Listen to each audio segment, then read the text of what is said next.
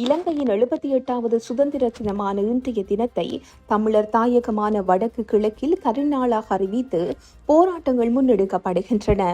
அந்த வகையில் கிளிநொச்சி கந்தசுவாமி ஆலயம் ஒன்றில் பல்வேறு கோரிக்கைகளை வலியுறுத்தி தற்போது கவனஈர்ப்பு போராட்டம் முன்னெடுக்கப்பட்டு வருகிறது. இந்நிலையில் போராட்டத்திற்கு ஆதரவு தெரிவித்து வர்த்தக நிலையங்கள் அனைத்தும் மூடப்பட்டுள்ளன.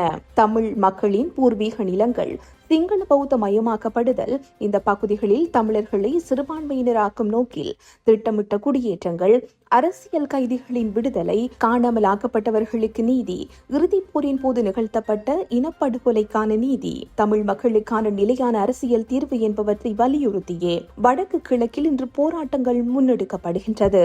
குறித்த போராட்டத்திற்கு தமிழ் தேசிய அரசியல் கட்சிகள், வடக்கு கிழக்கு காணாமலாக்கப்பட்டவர்களின் உறவுகளின் சங்கம், பொது அமைப்புகள், வணிகர் சங்கங்கள், கடற்தொழிலாளர் அமைப்புகள், சமூக நிறுவனங்கள் என பல அமைப்புகளும் ஆதரவு தெரிவித்துள்ளன.